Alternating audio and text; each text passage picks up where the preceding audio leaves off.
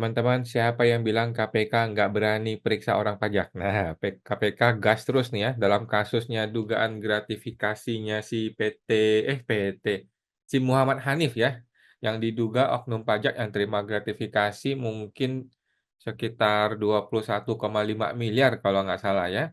Ini langsung gua share aja, KPK gas terus, jalan terus mengusut kasus ini ya.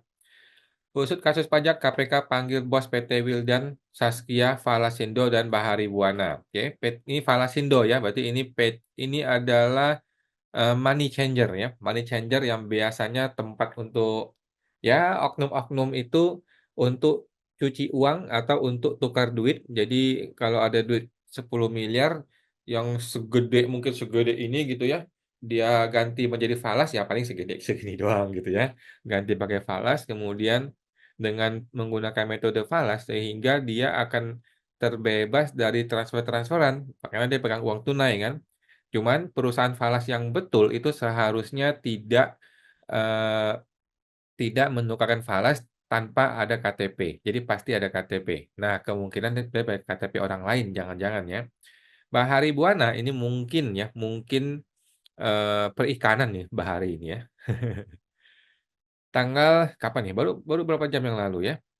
KPK ini dari JPNN. KPK hari Senin tanggal 3 menjadwalkan pemeriksaan saksi terkait dugaan tindak pidana korupsi gratifikasi di lingkungan DJP ya, Kementerian Keuangan. Gila, berani sekali KPK ya. Tetapi bagaimana dengan Korteks KPK?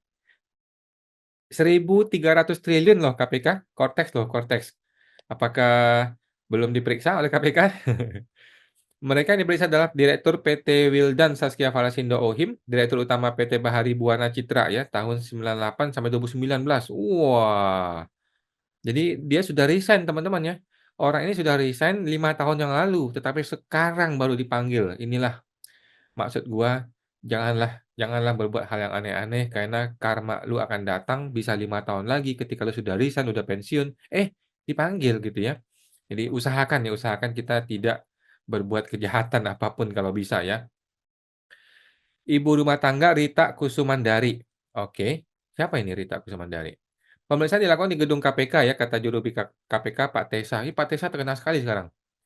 KPK menetapkan mantan Kepala Kanwil DJP Jakarta Khusus Muhammad Hanif tersangka kasus dugaan gratifikasi.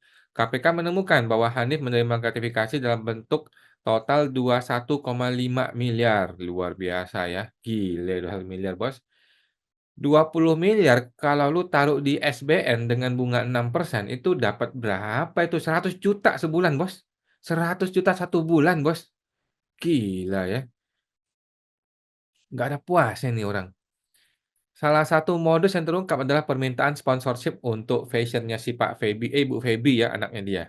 Hanif menghubungi bawahannya untuk mencari sponsor dari perusahaan WP yang berada di bawah kewenangannya. Akibatnya, dana 300 juta mengalir ke rekening anaknya, sementara total dana masuk untuk mendukung adalah 800 juta ya, 1 tahun doang, 2016 ke 2017.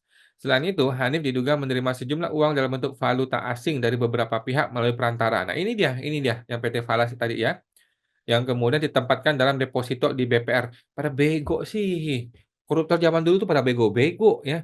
Ngapain korupsi lu masukin deposito? Seperti itu tuh yang di oknum yang di apa tuh, yang hakim yang mafia kasus hakim yang di Surabaya, taruh di rumah 1 triliun, itu baru betul, itu baru bener ya, tapi itu masih salah. Mestinya ditaruh dalam bawah tanah harusnya ya kalau mau bener ya. Ini taruh deposito, ya ketangkaplah.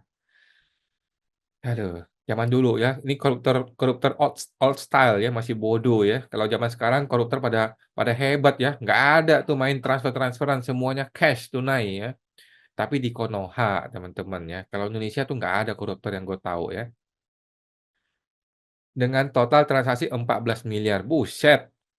KPK menjerat Hanif asal 12B Undang-Undang Tipikor dan terus mendalami aliran dana serta keterlibatan pihak lain dalam kasus ini. Gila, luar biasa ya, luar biasa.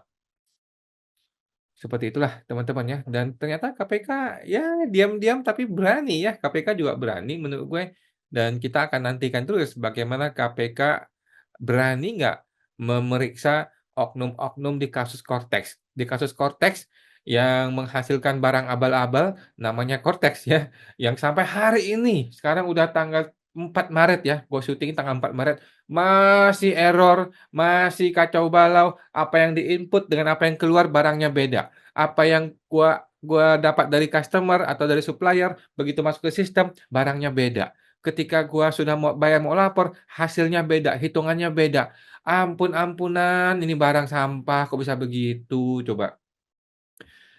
Jadi, secara kasat mata, udah terlihat dengan jelas Cortex ini seperti apa isinya, cuma pertanyaannya KPK kenapa belum meriksa?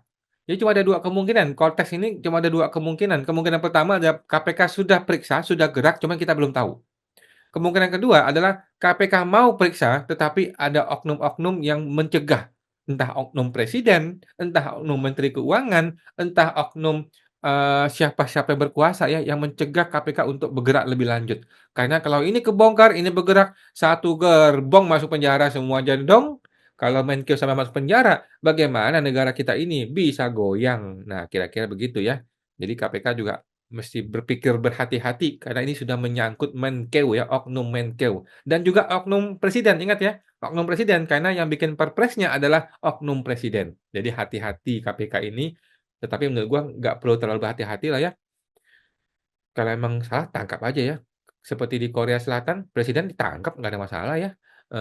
Begitulah hukum harus ditegakkan ya. Mau dia presiden, mantan presiden, kalau emang brengsek, ya masukin penjara, begitu teman-teman ya. Oke teman-teman, sampai jumpa, semoga terbantu.